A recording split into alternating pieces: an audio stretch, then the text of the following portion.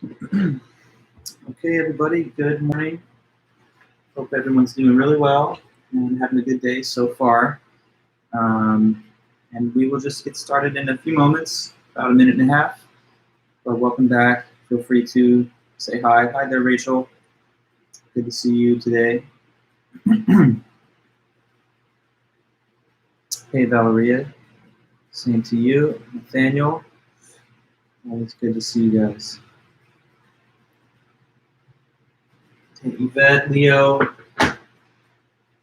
Everybody here. Hi, Samir. Good morning, John Red, Lindsay. Cool.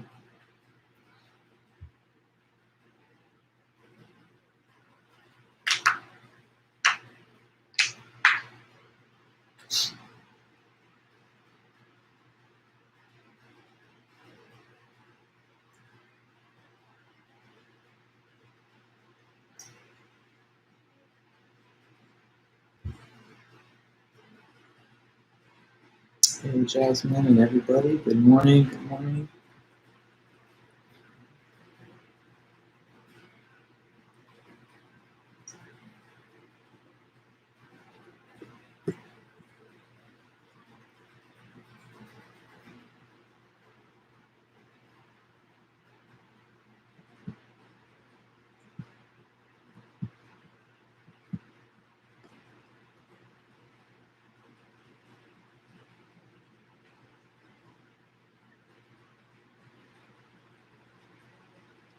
Okay, guys, good to be back. All right. So welcome, everybody. Thanks for being here. Today, I'm sure you guys know that the third homework is due, so I believe probably most all of you have sent it to me. If you haven't sent it, just make sure to get it to me as soon as you can, because there is a late deduction that would happen if it's not sent to me in a timely way. Certainly by like the remaining part of the afternoon, I could perhaps be a little bit lenient. But if I get stuff like this evening or tomorrow, then there'll be a slight deduction of credit.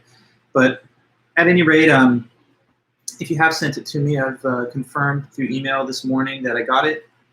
So yeah, we just move on now, and we just have a few more things in this class to do. There's only one more derivation rule that we need to learn, and we're just trying to get better and better at doing these proofs. So as usual, I kind of want to have our dual platform so that we can share the screen, but also have the recorded lecture on file. So yeah, let's try and just do a few more of these little practice problems involving the concept of negation introduction and negation elimination. And then I've got to just show you guys how to do disjunction elimination, which is the last inference rule. Okay, so here we go. Take a look at this link.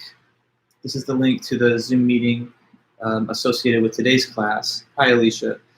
Go ahead, click that. I'll start that meeting, and then we'll have both tools at our disposal.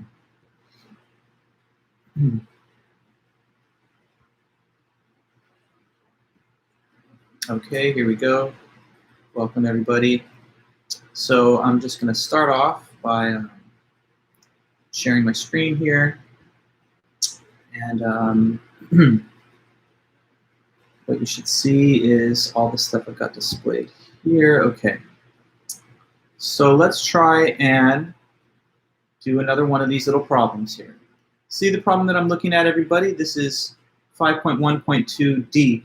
By the way, okay, yeah, there was this issue at the end of the last meeting with a problem that Frida had mentioned.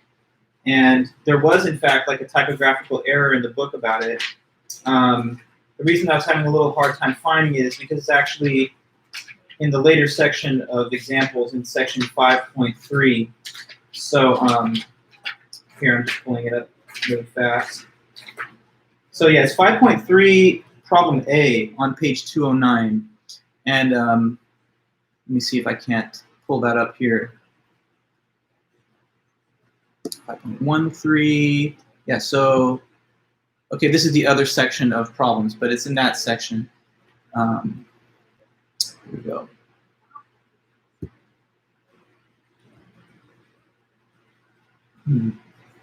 This is the book itself, sorry. Oh yeah, so, and then this is the instructor's manual. Sorry, I need the student one. Yeah, here it is, thanks. Okay, yeah, so this was the problem, and I just wanted to make sure, because this was just bugging me a little bit, that I couldn't find it last time.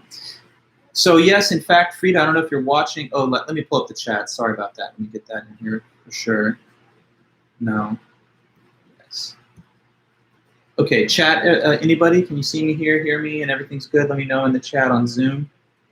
Okay, perfect, thanks. So hi, Frida. Yeah, like you were correct in noticing the typo, and it's a very good catch. I didn't catch it, but there is a typo. So what you see here is incorrect.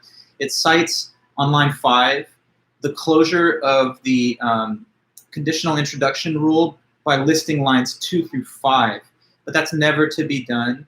You're supposed to only list the numbers where the vertical scope line is included, and that goes from 2, 3, and 4. So that was a typo, and good catch. Everybody should know that you cannot cite the current line on the line that you're adding the justification for. So like on a line 4, you'll never write that the justification is something from line 4, because that's just fundamental. In logic, the justification has to be derived from what has come previously.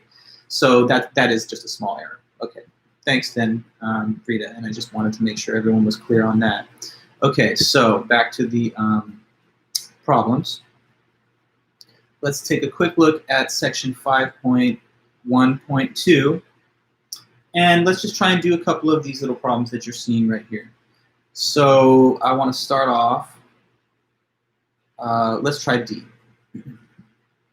Okay, so here's problem D in this screen. I'll put that up here on the board too.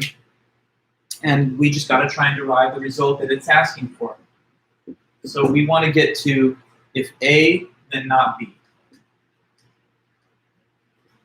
Okay, and we've got just these two initial assumptions. Okay, so first of all, that if A, then if B, then C. And then the second assumption given is that not C. Okay, so we want to find A arrow tilde B. If A, then not B. That's our goal. So let's just start by asking some basic questions about how to begin. What is the goal sentence? What's the main connective of the sentence that we need? What page is this in the textbook? Okay, I have a question coming in from a student, and the question's asking what page in the textbook will you find this problem? You'll find this problem on, sorry, 5.1.2E. We did this one in class last time? Okay, yeah, I don't want to repeat. Thank you very much. Yeah, so 5.1.2, I have like a set of different problems to work on in that section. How about, did we attempt problem B in the section? This guy right here? Maybe not. Let me know, Kalia. Well, I guess, sorry, we're private, but this is the problem that I think then we can try next. And I'm just making sure there's no difficult derivation rules in it. Okay, cool, so let's try that. And also, I guess, another one that would be helpful is letter J. Okay, sorry, we also did this one last class too. We left off on H and not I. Okay, okay. I think I see the issue, yeah. I was in a different section.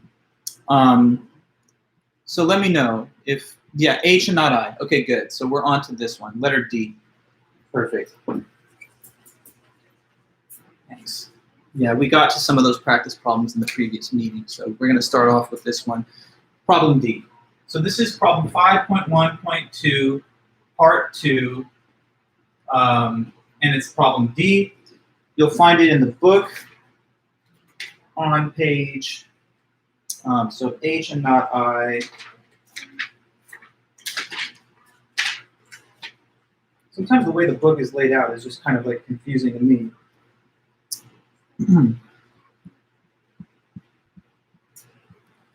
Just have to scroll up to this section. 5.1.2 E.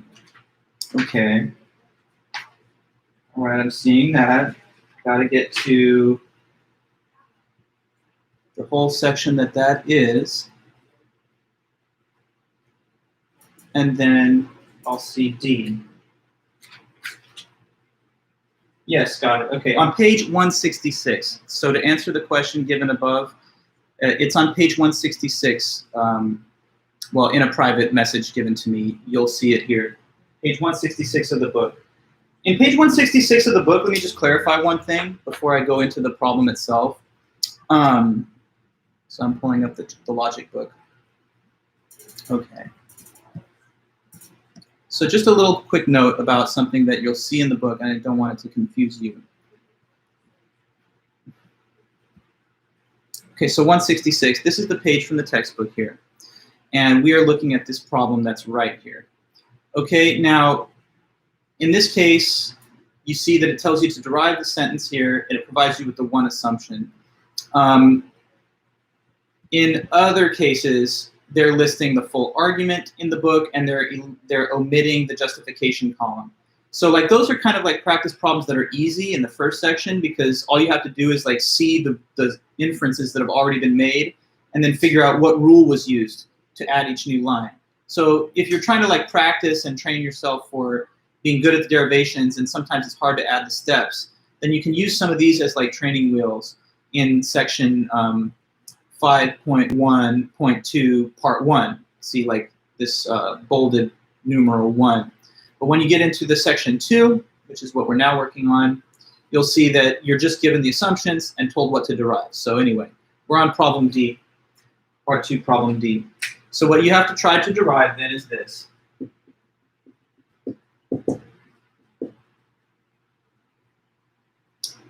H and not I.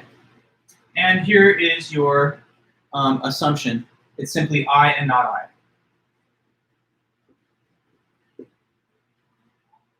Okay, so we're developing our skill in using these negation rules for the moment still, and that's certainly something that will be used in this proof. So now just try and let me know. What do you think would be the first inference to make on this problem? We've got to get to this big conjunction, but just take a clear look at what information is given in the assumption line, and then think about how the negation rules work. And those two things put together should give you an insight as to what rule we should use or what assumption that we should make to get the proof started. So any ideas on line 2, anybody? What could be our inference to begin this proof? What do you think? So, how this, okay? How does the negation rule work? How do you start and end, let's say, negation elimination? How does that rule proceed? You have to assume some negated statement, and then after you make that assumption, you have to try to find a pair of sentences that are contradictory to each other. So basically like one sentence and its opposite. You know, like 2 and -2 are like, in a way, like polar opposites on either side of the numerals, divided by, like 0 divides between the positive and negative numbers. So in propositional talk with logic, you have a sentence and then you have the opposite of it, which is just a minus in front of it. Well, we don't assume the contradiction in its opposite, but we do assume a statement and then try to find a contradiction afterwards. If we find the contradiction, that will allow us to close the subderivation, which will result in the opposite of the sentence that we assumed to begin. So this is going to take perhaps a moment of thought, but I don't want us to rush it. So there is an assumption.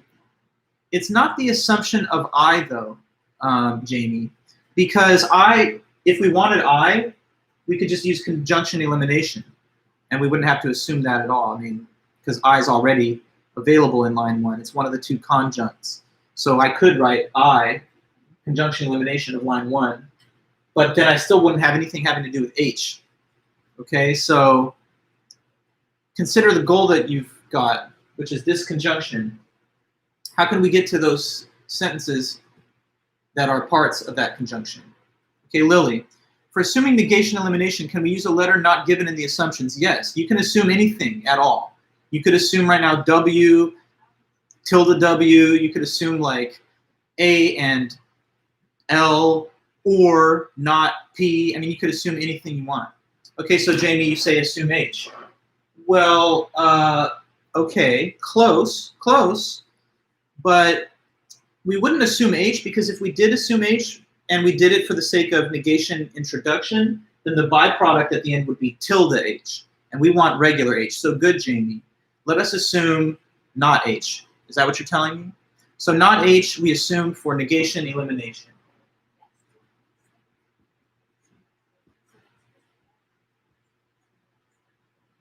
Okay. Now this is not like a mystery. Why did we do that? We did that because we're trying to get its opposite, right? We want to get regular H. So we have to assume minus H. And then we go through steps until we get a contradiction. Okay? So we're on the move now. We've taken the first step, but we have to continue. So what is the way of getting a contradiction in here? It's definitely possible, just with the options that are already here in the proof. So tell me how to bring something into the subderivation, which will be part of a contradiction. Okay, Frida, so let us bring down I from line 1, conjunction elimination.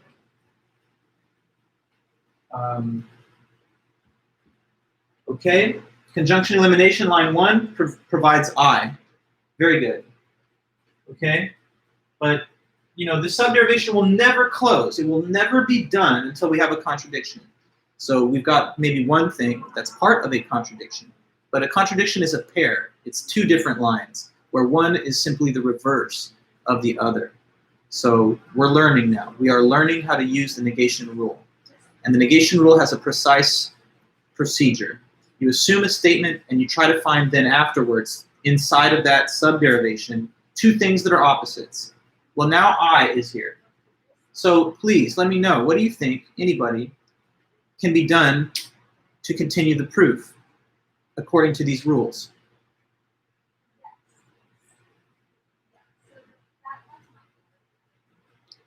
We should be able to say what the next step is. But if Frida and Lily want to do the work, you guys can. But other people, you have to try your best, right? You have to try and give these answers that I'm asking you about. Okay, so tilde I. Conjunction elimination from line 1.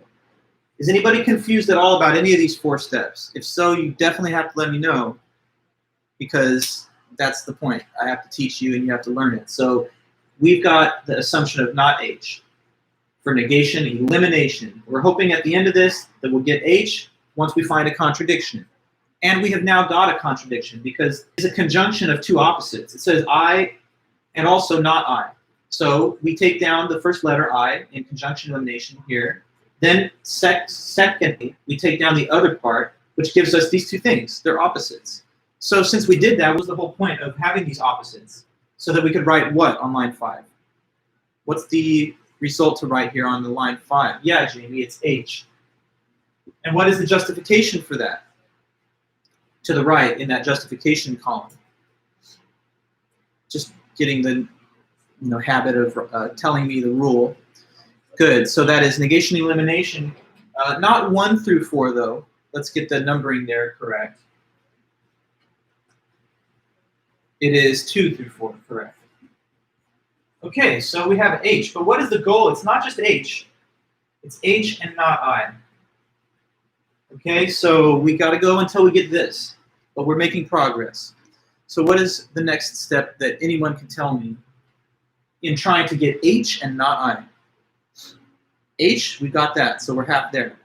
Really now we just got to get not I and conjoin it to H. But there's a few steps to do that, so tell me what's next. Line 6.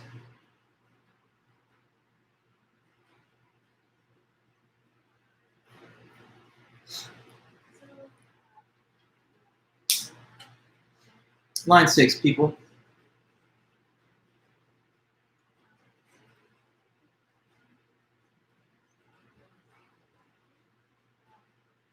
You just have to wait. So, no, you can't reiterate line 4, Loveth. I know that that's something that would make sense because you're trying to build this, but you can't reiterate 4 because this is now closed. Once you end the subderivation, it's like the shop is closed and you can't take anything out of it. That's okay, but that's a good thing for us to remember. So you're thinking the right thought, though, trying to get not I. The thing is, though, you just can't get it from here, okay? But there's another place you can get it from. So we should just look at the different lines. Think of the rules. Remember, in logic, it's not automatic. It's not just going to happen. You have to make it happen. You have to tell me what you write. You have to make the inference, okay? So you're saying here, a student is, but you can make it a public comment, but that's okay. I from conjunction elimination of 1. Well, you don't need regular letter I, though. You need tilde I. Also, Jessica, you can't reiterate it.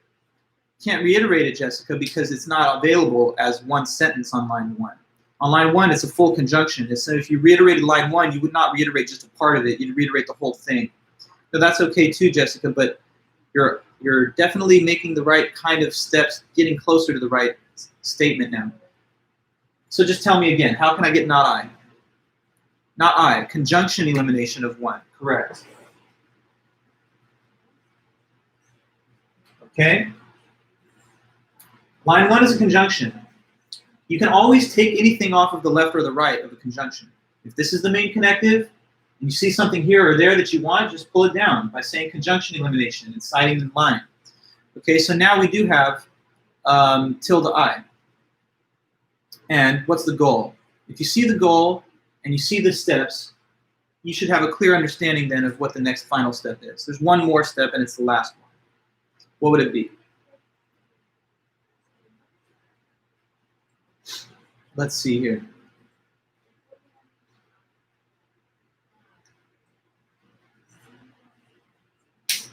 Okay.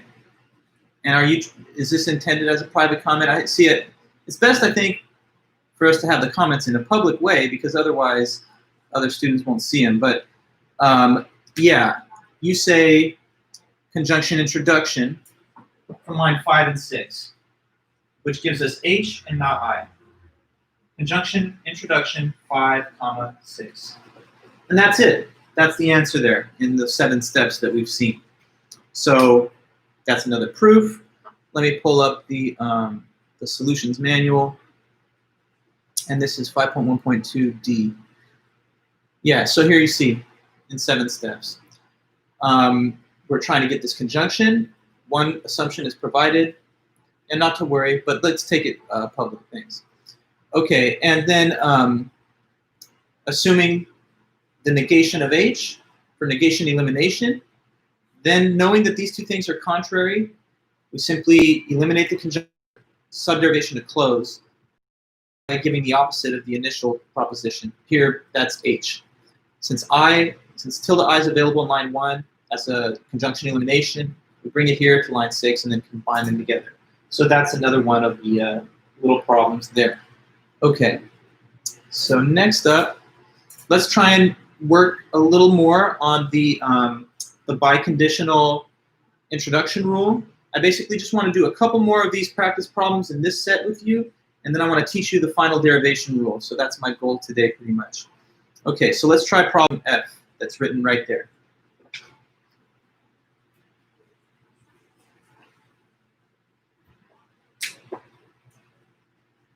Okay, so it says this, derive A if and only if B. Okay? No, sorry, A if and only if C is what it says. Can't read, thanks. A if and only if C, and we have 2 assumptions that begin the proof. First of all, A if and only if not B. And second, not B if and only if C. All right, so that's the goal. A triple bar C, or if you like, A double arrow C. So tell me then, what kind of sentence is the goal sentence? This is the first thing to consider. You have a goal sentence, you have to look at the main connective, and so I'm just asking you, what is that?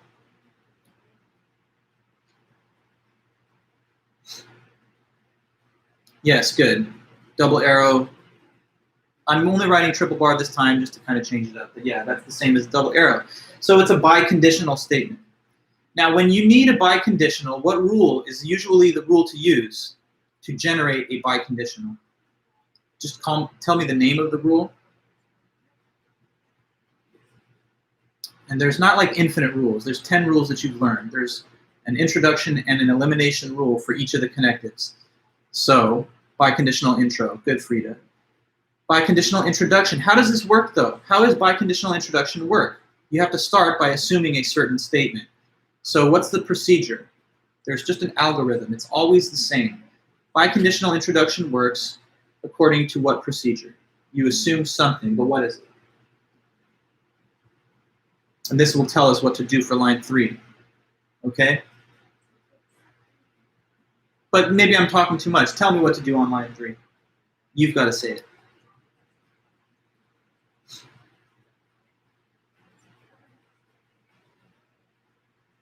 Yeah, please, not all at once. Just tell me the inference. Thanks.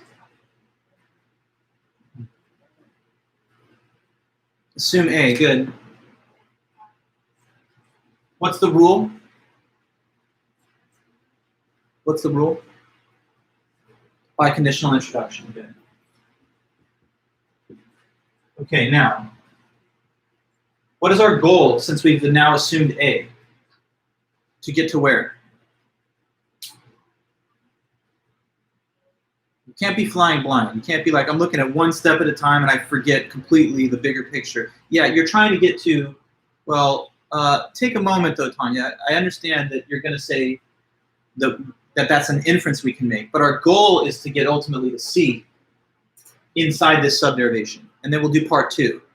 Okay? Loveth, no. It's not the contradiction one. Keep the rules straight. The contradiction rule is the one that's negation introduction or negation elimination. This is biconditional introduction. Biconditional introduction is like conditional introduction. You have assumed the antecedent, and then you have to display the consequent in the subderivation. In the biconditional introduction, you have to do that twice. You have to go from the assumption of A and then derive C, and then a new subderivation where you assume C and derive A. So, anyways, now, Tanya, you cannot eliminate. You're saying conjunction elimination, but line 2 is not a conjunction. You can't do conjunction elimination if there's no conjunction there. So there's no and sign. This is not an and. This is a biconditional. But, you know, hold that thought. Okay, so anyway, just wanted to ask a question. Tell me then, simply, what is the inference that I should make on line 4? And the rule that will allow me to write that inference. So on line 4, you tell me I write what?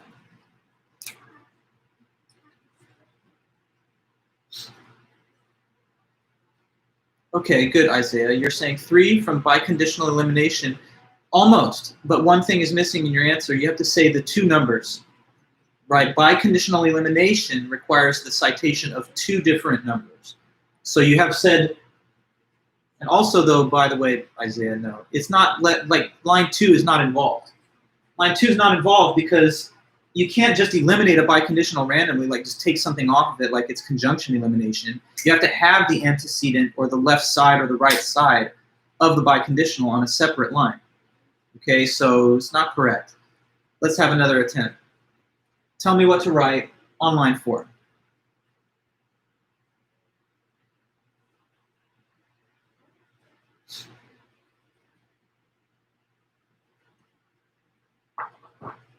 So good, Jamie. You say tilde B, but once again, about the numbering. Tell me what is the numbers that are supposed to be written when you justify that inference. 1 and 3, okay? Everybody pay attention. It's 1 and 3. Line 1 is where it says A triple bar tilde B. Line 3 is where it just says A. Now, biconditional elimination says that if you have like A triple bar B, and then on some other line you just have B or A, you can eliminate the biconditional using that other line plus the biconditional line. So you have to say the number where the line is, where there's a biconditional, and then you also have to say the number where just the side of it is, like in this case A. Okay, so that's what gave us tilde B. Biconditional elimination 1 and 3. All right, so then from there, what's up with line 5? You've said that we're ultimately trying to get to C within this subderivation, and we are trying to get to that. And we've made progress towards it, and now we're a little closer to getting to C. So just kind of think about the next inference, and you'll tell me what it is.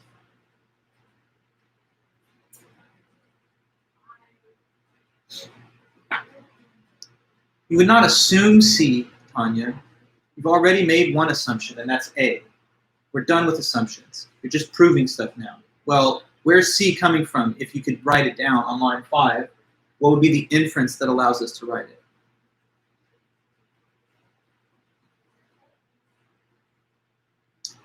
Okay, good. C, biconditional elimination 2 and 4. Exactly.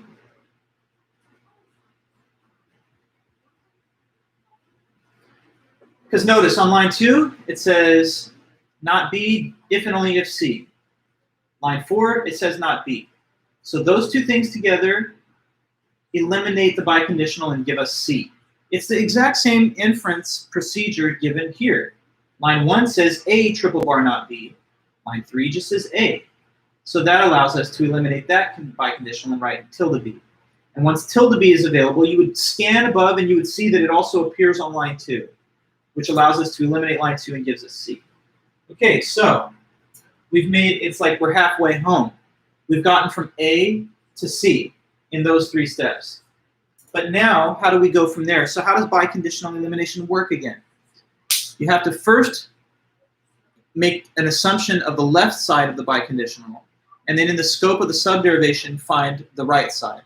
What do you do after that? The second part, part 2 of the biconditional introduction rule, says that you then have to do what? Notes, memory, knowledge, it's all coming into play. You're going to tell me the answer. So how do you continue doing biconditional introduction? Because we are only halfway done. Yes, a new subderivation is created, but tell me in particular, what is the format? What is assumed in this subderivation?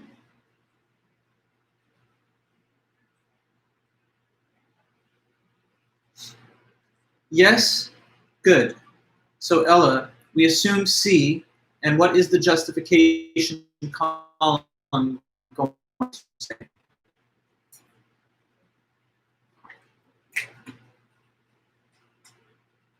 Over here. Just so that that's clear. Assumption for, I'm sorry, but why does it say the number 5? When you make an assumption, you don't cite any number. You just write assumption and then you give the rule. So once again, what's the justification for line 6? Assumption, why are we seeing numbers? When you write assumption as the justification, there's no numbers. Okay, Amaya, assumption, biconditional introduction, yes. Notice there's no number here. It's assumption for biconditional introduction. When you make an assumption, you do not state a number. Right, okay, good. So assumption for biconditional introduction of C. Now what's the new goal within this little subderivation? We're trying to get from the assumption of C to what result? Like what are we trying to derive or infer on the basis of C? Good, exactly, A, thank you. So biconditional introduction. When you want to build a biconditional, you have to assume the left side and then infer to the right hand. Then after that, part 2, you assume the right side and then try to come back home to the left side. Okay, so we got to get to A, and we'll get there. But let's go. What's line 7 then?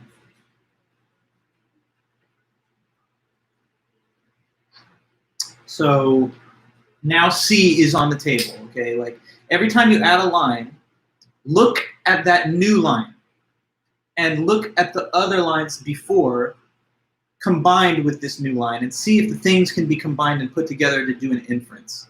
Okay, so now line 6 says C. Look at that and look at lines 1 and 2 and tell me what I should be inferring on line 7. Okay, so I see the answer of not B, correct, yes. Biconditional elimination. The only thing is, yeah, Jamie, it's 2 and 6. Okay, good.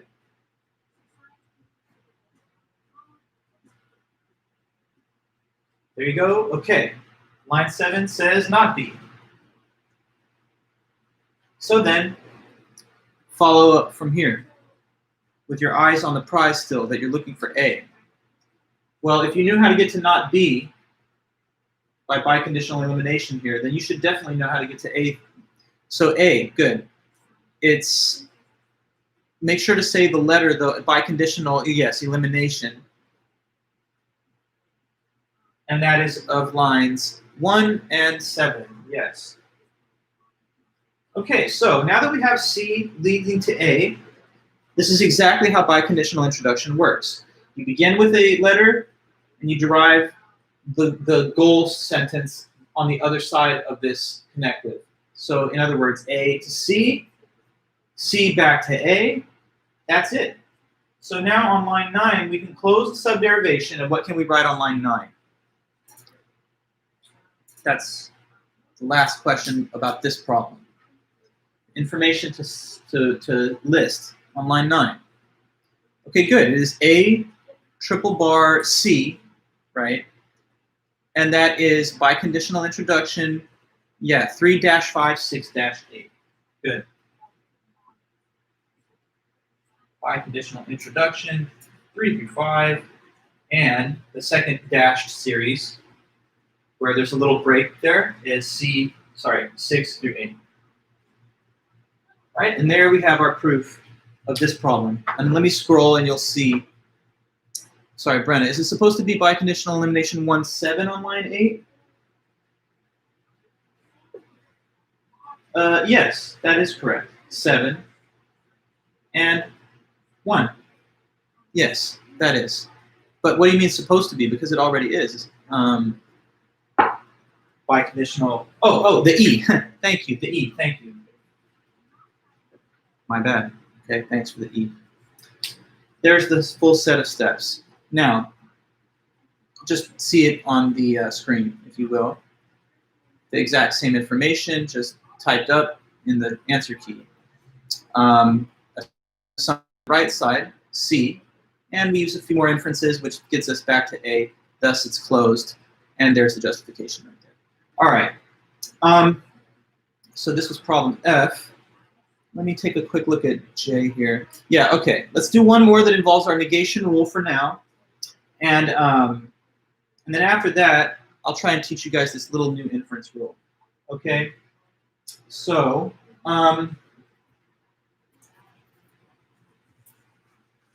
as always, I encourage you guys to ask your questions at any time. I mean, sometimes, oh yeah, Lily, we can't reiterate anything from previous subderivations. Yeah, correct, Lily.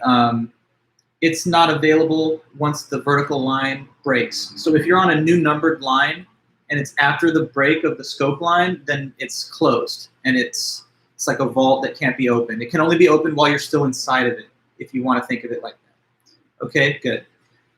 So this is part 2, question J of section 5.1.2. All right, and the problem is written there on the screen. So what you've got to try to derive is this. Derive that it is not the case that both F and G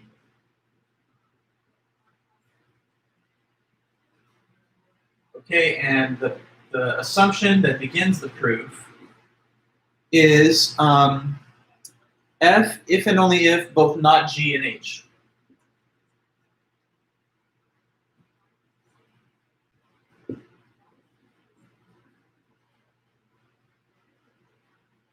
Okay, so there we go. That's our, problem here. So what does anybody think we can do to initiate the first inference?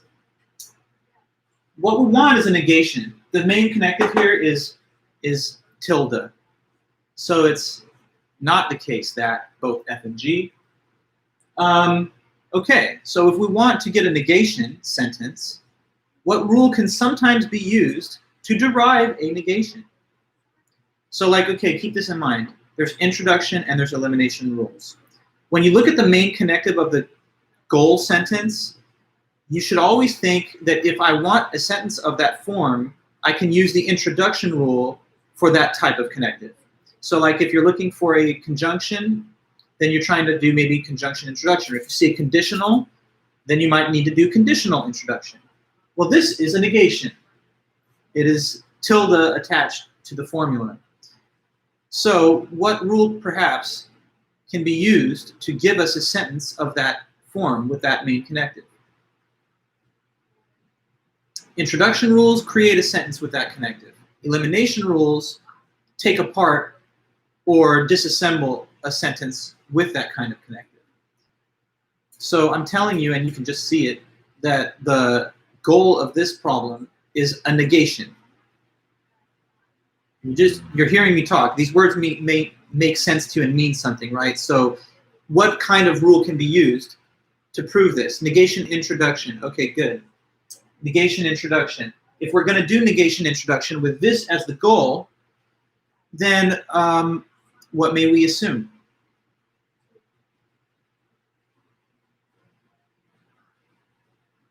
Let me see if you're telling me negation introduction. Good. Well, you know how the rule works. You have to make an assumption. You're saying assume F, but that won't help us, though. Because if we assume F, that is going to introduce the letter not F. But we don't want not F. We want not both F and G. So, Lily, you say F and G. Okay, good. Tanya, are you... Wait for what? Just thinking it over? Yeah, well, it's a reasonable thing. You're thinking, I don't know, I want to assume F so I can break that down or something. But that's not actually going to help you, because if you were to assume F for negation introduction, the output at the end would just be tilde F. And then you'd still be like, well, how do I get G? And there'd be nothing you could do because you just have a biconditional up here. But Lily, you had the right idea. Assume that F and G for negation introduction. Okay? So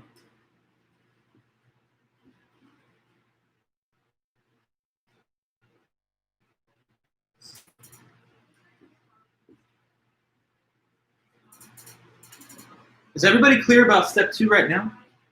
Does that make sense to you?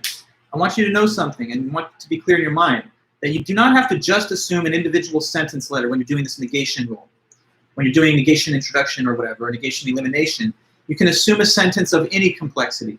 It could be a conjunction, a disjunction, complex, conditional of any kind. So we've assumed F and G, and why are we doing that? We're doing that because if we can then find a contradiction here, what will this output? It'll output the negation of the whole formula, which is obviously what we want. So now we have F and G, basically. And just continue from here making inferences. Sometimes when you make these inferences, you know exactly what inference to make because you're clear about the sequence of steps. In other cases, especially as a beginning student of logic, you might be like, well, I don't really know what the sequence will be. And then you might just be thinking about doing one inference at a time. Well, however your mind works best, you definitely can make an inference if you just look at these pieces of this puzzle and tell me what's the next thing to do.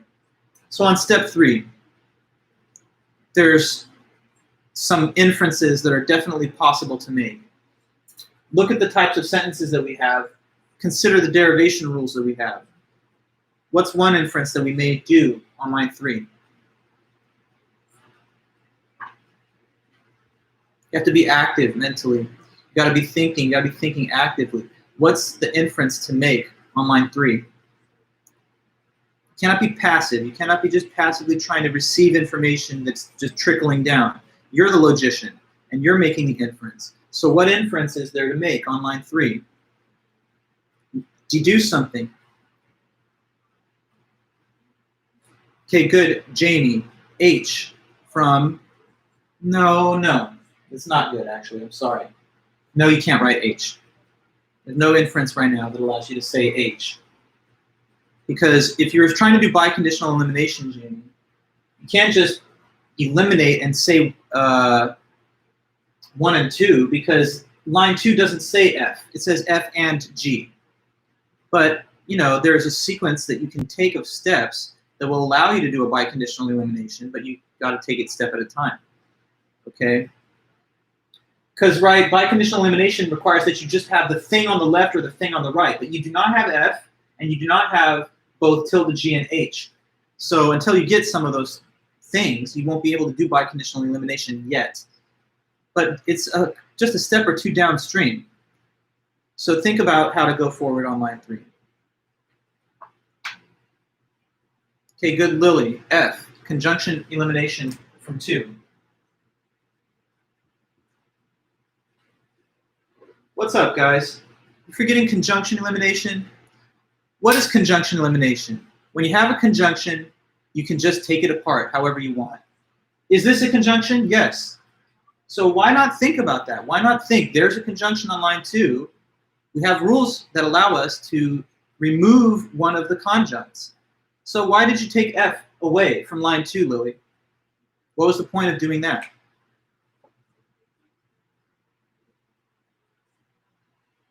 Now maybe, Jamie, can you look at the problem again and see what is to be done? Now with the addition of line 3 in the proof, does this give you a sense of the next inference? You're kind of, I think, jumping the gun a little on the previous comment, but now you should be able to see this.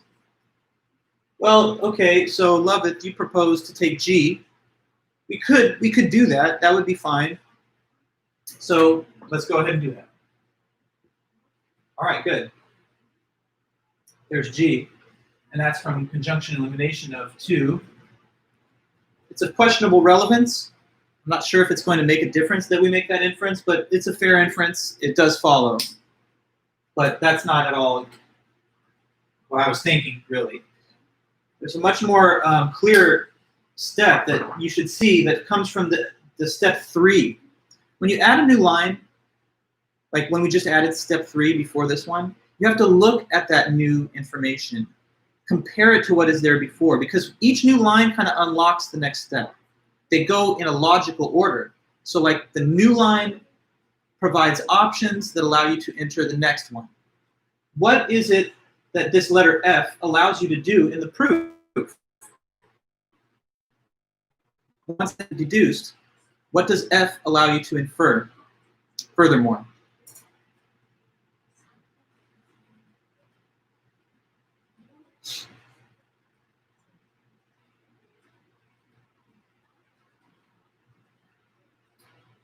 Frida, you saying H?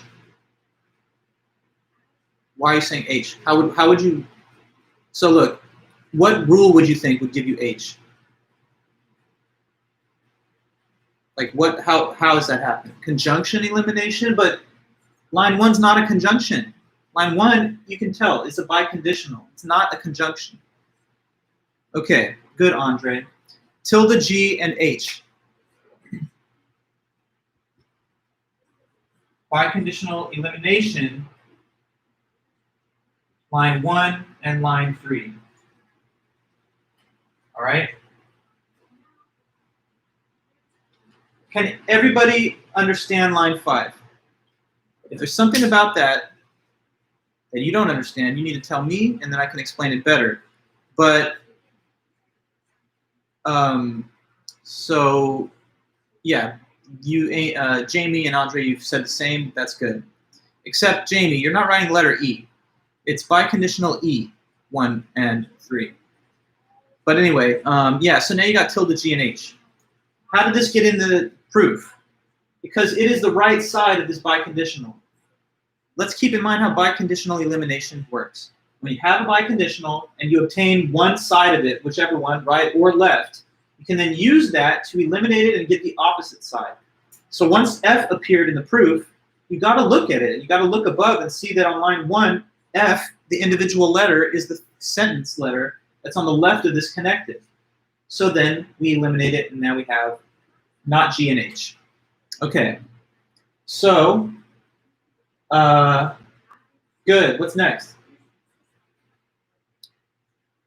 Remember what rule this is that starts this subderivation. It's negation introduction. Inside of the scope of this, we need a contradiction. So good, Andre. You say to detach tilde G from line, wait. Please tell me the number. Yeah, line 5. Conjunction elimination on 5. Okay? So here's tilde G. Where did it come from? From line 5, because line 5 is a conjunction that can be broken down. And so we did. Now, what's the opposite of tilde G? What is the opposite of the pair, if there's a pair of things that are opposites? When it comes to tilde G, the reverse is just G. Is G inside of that subderivation? Yes, so both G and tilde G are in there, which means that we're done with it and we close it. So when we do close it on line 7, what's the result? That is the output.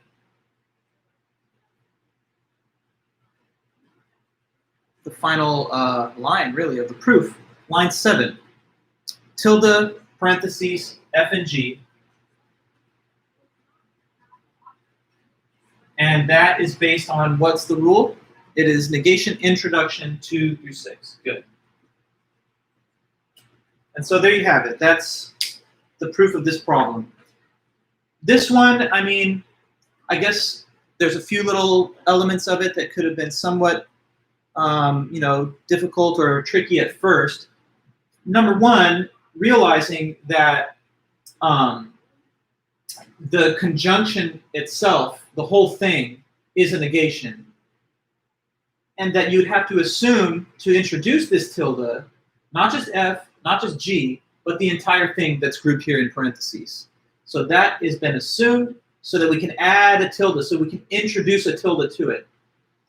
Once we assume that, we're off to the races because now we have options. With F and G, we can take one part of it off, eliminate that biconditional. Another student said, well, hold off on that. Just take both of the conjuncts off first. Okay, fair enough. So we did. F, another application of the rule, G. Now, by means of the third line, which was F and line 1, we eliminate that big biconditional and we just get this information on the right side, not G and H. Okay, that's a conjunction. And now it's like break it down further and further. Okay, if that's a conjunction, let's take off the letter not G on the left. And if we do that, we see here that we have an opposite pair, which is the whole point of starting that subdivision. It's out the whole sentence. So here in the you know, solutions manual, you see the same sequence. The only difference between what's written here and the version that that we did on the board is that we disassembled the conjunction on line 4 before doing biconditional elimination on line 5. So basically, our line 4 and 5 are flipped from the ones here in the answer manual, but it's the same answer and it's just as true. Okay, so good on that. Now, of course, we're going to continue to do all types of problems, including ones that look like these.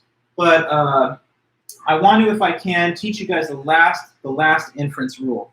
Okay, so let me do that. And unfortunately, there's like another one of these little typos in the book, so I have to make sure that nobody gets thrown by that. So here we go. Okay, this is our logic book.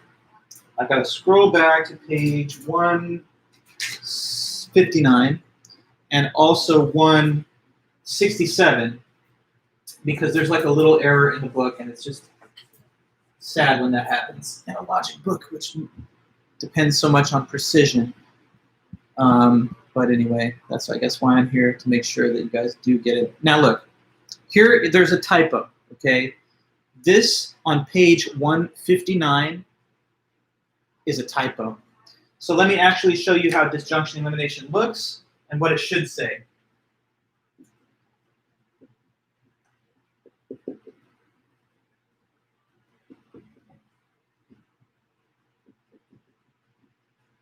And the disjunction elimination symbol is just wedge E, okay, for disjunction elimination.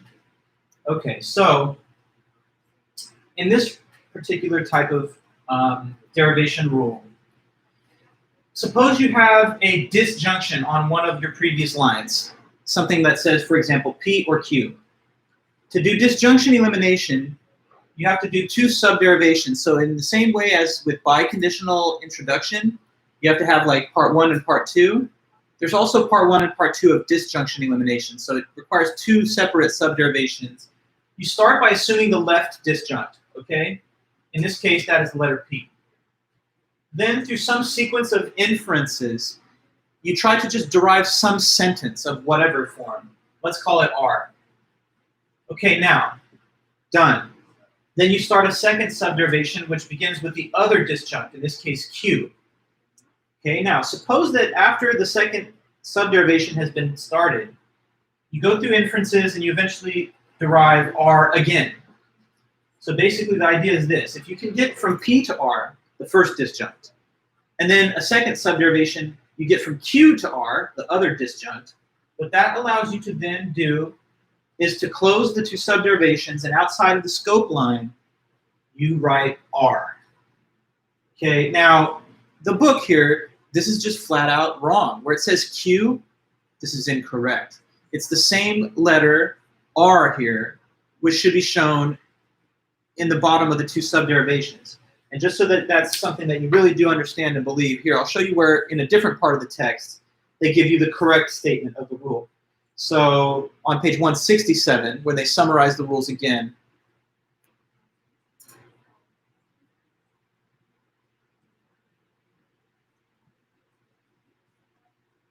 you'll see it written correctly here.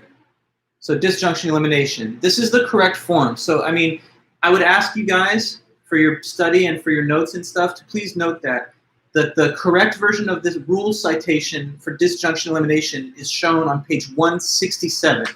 But the version shown on 159 is wrong. That's why if you look at my actual physical book, you'll see that I have like crossed out and written R in the schema on page 159. So anyway, it should look like this. Let me explain the logic behind the concept of disjunction elimination. Okay, so a disjunction is an or sentence, right? It says either this or that. Either Trump will win the election or Biden will win the election, right? It's a statement which says one of these two cases at least will occur, okay? By the way, the election, that's very interesting. It's something that, you know, I follow the news a lot and I'm a big consumer of info, so it makes sense if some of us were a little distracted by, you know, the big events happening in our democracy and stuff, but anyway, the show goes on. It's good to be a logical reasoner when you think about how to weigh our arguments in everyday life and in a theoretical way too. So, but back to what I was saying. Disjunction elimination, it's an either or. I gave you just a random example off the top of my head from something relevant today, that it could either be that Trump wins or Biden. Okay. Now, suppose that we have that statement and it's like either Trump or Biden wins. And then somebody says, well, assume Trump wins, okay?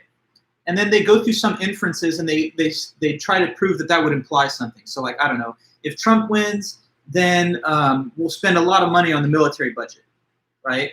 Now, Trump winning in this case would be letter P. So assume P, well, from that it would follow that we'll spend a lot on the military. Then after that, okay, but assume the other side. Assume that not Trump, but assume Biden wins, Q. And then suppose you could prove the same thing again. So it's like if Trump wins, he would increase military spending.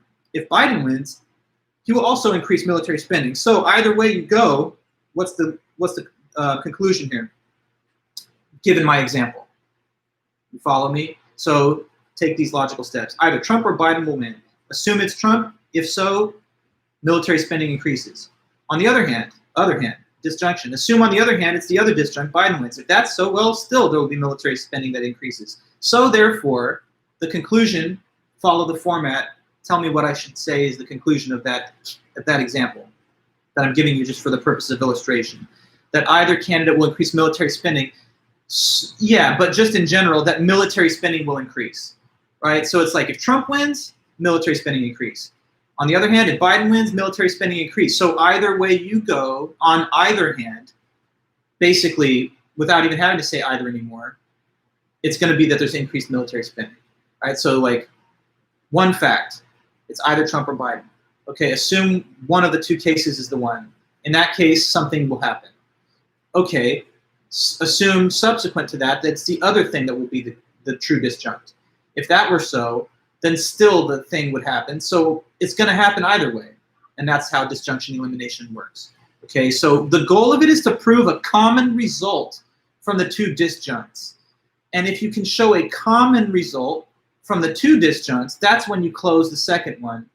And you just then show below the scope lines the common result. Okay, so it's like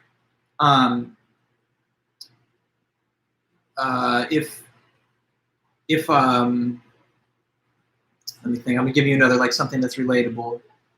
So either I'm going to go to Spain or France on vacation. If I go to Spain, then I'll go to the beach. If I go to France, I'll also go to the beach. So either way, I'll go to the beach. You understand? So it's kind of like that. I'll either major in chemistry or in biology. Suppose I major in chemistry, then I'll become a doctor. Suppose I major in biology, well, then I will still become a doctor. So either way, whichever choice I make, I'll be a doctor. All right, so that's how disjunction elimination works. You have two possible cases, and you're like, well, let's look at the one hand, and if something would follow, then we consider the other hand, and if that would, same thing would follow, then either way you go, on either horn of the disjunction, as they sometimes call them horns, for whatever reason, like the horns of a bull, on either horn of the disjunction, the same thing would follow, so it's got to be true. Okay, so let me just try to show you how this rule would work in an easy problem, okay?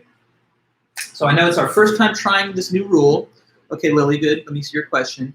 Can the subderivations be switched, or do you need to always start with the left? No, in fact, you don't. You can start with the right or the left, but in a way, since we usually just, in our culture, we read from left to right, I always just think of that as a natural order. It would neither be better or worse for you to do one or the other, because you'll ultimately have to do them both. So just because left visually appears first, I always do it that way. But feel free if you'd rather to start with the right disjunct. That's fine. Okay, so good question. Now, here's a problem. Let's try this problem. Let's say I tell you derive simply the letter N. And you've got three assumptions coming at you to start. Okay, so first of all, A or L. That's an assumption. Second assumption, A, if and only if, A double arrow N. Okay? And then the third, if L, then in that case, N. All right. Now, we're working with a new rule, so just keep that in mind. We're going to have to use that new rule. But we're going to do it together, and it's going to be fine. So disjunction elimination is when you you start that rule by assuming one of the two sides of an available disjunction that occurs on a previous line. So are any of these sentences in the proof a disjunction? If so, which one is a disjunction? Good, Leo. The first line is a disjunction. It's an either-or statement. It says either A or L. Okay? Like either I'll live in Atlanta or I'll go to Louisiana, just to give you a plug-in of some actual content for that. Okay? So, disjunction elimination, we start by assuming, now you tell me, line 4, what may be assumed to get this problem started and to start trying to use our new rule? I could either live in Atlanta or in Louisiana. Maybe I shouldn't say Atlanta or Louisiana because one's a state, one's a city. I could either live in Alabama or Louisiana. Assume I live in Alabama. Assume A. And we would write assumption for disjunction elimination. Okay? Well, if that's the case, if A is assumed, well, if we're assuming A, what can be deduced from there? Now A is in the proof. And you've got to look at that letter A and then consider, can that unlock any inferences or moves? It's like a key. This key can open something, the letter A. Where does this key go?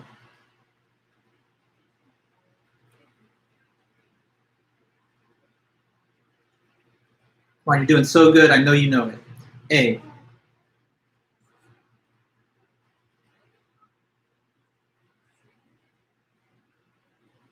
The goal overall is N, okay? If we're doing disjunction elimination, then we should be thinking this thought.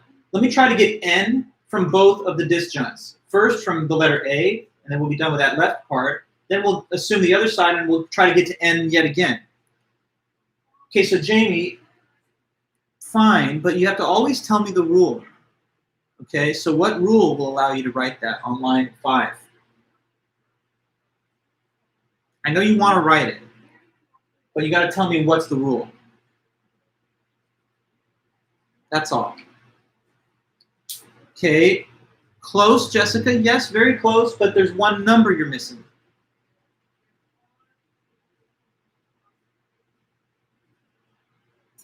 2 and 4. Very good. Thank you. Okay. N. Biconditional elimination 2, 4. Okay, so we start by assuming the left disjunct, and then we try to reach our goal, which is N, and we did. Perfect. But we're not done because we have to do the same from the other side of the disjunction 2. Okay, so that means that on line 6, what is to be done? Line 6.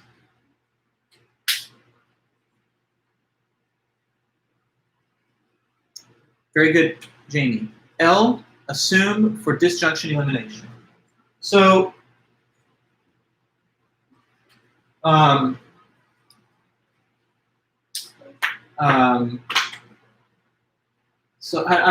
trying to think of a sentence that has the letter N prominently featured, something that a person might do if they move to either Alabama or Louisiana. So, suppose I move to Alabama, and line 2 says that I'll move to Alabama if and only if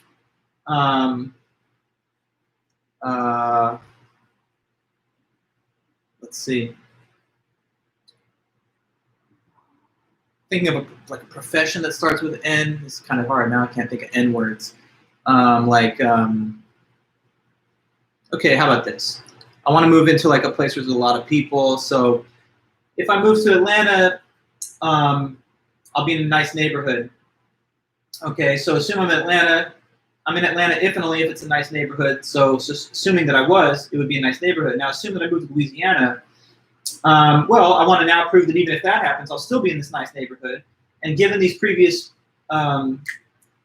statements and inferences that we can make, we can get there. So we need to try to get to N now, within the scope of the second subderivation.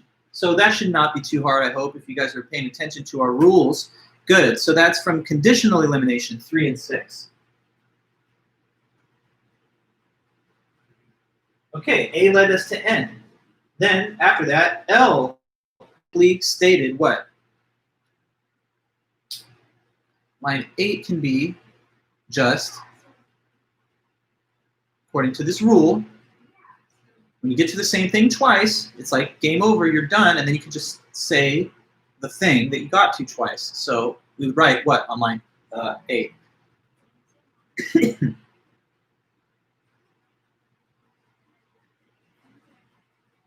Oh yeah, just tell me. Yeah, good, Lily. N. And it is from disjunction elimination, lines 4 through 5, and lines 6 through 7. So that right there is using this rule of disjunction elimination. This was a relatively simple case because you only had to do one little inference to get to the goal sentence. Sometimes these subderivations will go on longer than that. Like it could take 3, 4, however many steps to get to the goal of both disjuncts. But in this case, since it's the first time we're doing this problem or this type of inference or this inference rule, we're taking it slow. Okay.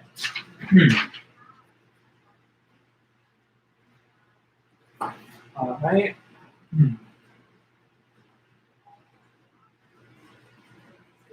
I'm just sort of seeing some more problems, and if there's another one that I want to kind of hit you with really fast before we close for today.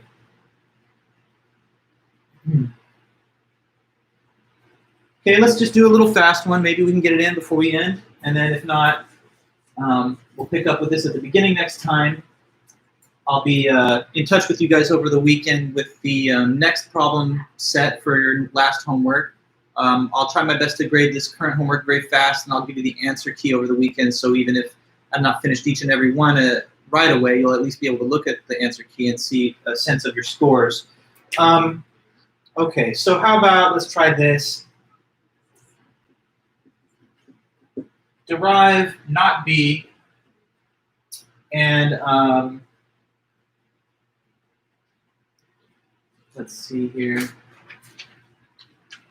I'm thinking actually, I don't know about that one, because I kind of want to have you guys do another little disjunction elimination rule. Only thing is, and the problems that we have, let me see here, with a short amount of time, I might have to make a little adjustment to that. And that one's kind of complex.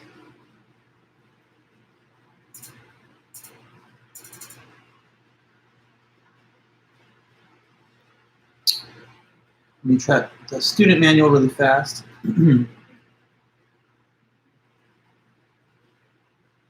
just looking for wedge E over here in the justification column. That one's kind of complicated.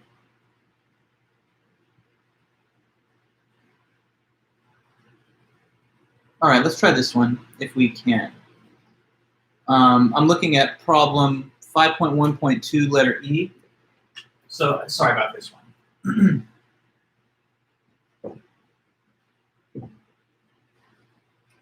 Okay, so what it says is derive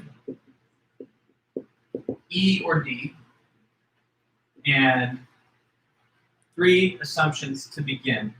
Starting off with either A or both B and not C. Second assumption, if A, then D. And then finally the third one, if not C, then E. Okay, so here we go. We're trying to get to this result, E or D. That's what we want. And I'll just try to help you get started on this. The first step is that we're going to use disjunction elimination.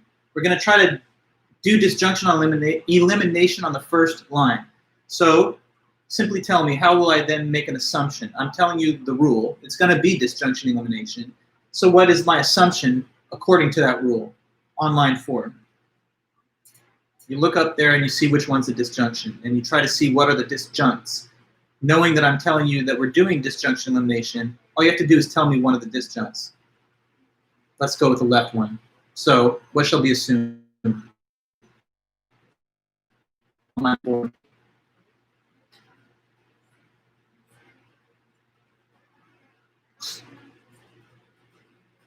All I need you to do is look at it and read off what the first disjunct is and tell me to assume that thing. But I want you to say it in the chat, please.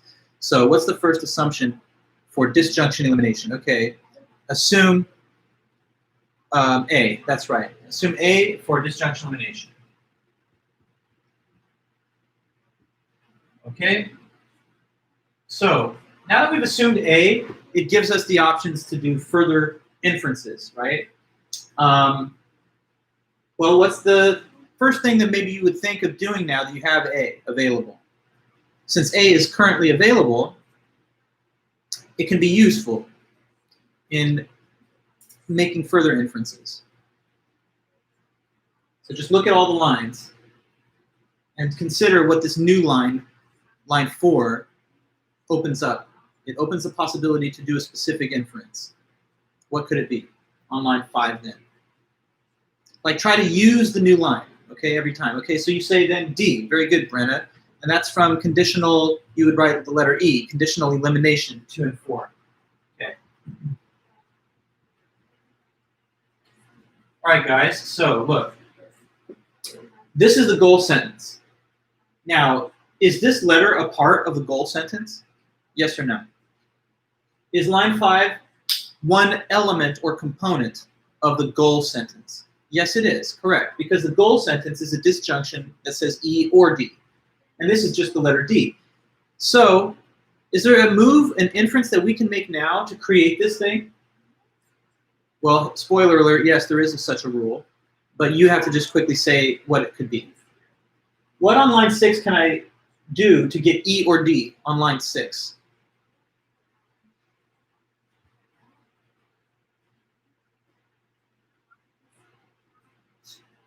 That's all I'm asking. Trying to speed through it a little bit because of the short time that we have, but I'm telling you I'm going to write E or D. And I'm just asking you what rule will allow me to write that now on line 6. Not by, no, reiteration is unnecessary because D is already there. And by the way, we don't need the letter D. We need this whole thing. Good, Lily. You say disjunction introduction. Yes. E or D.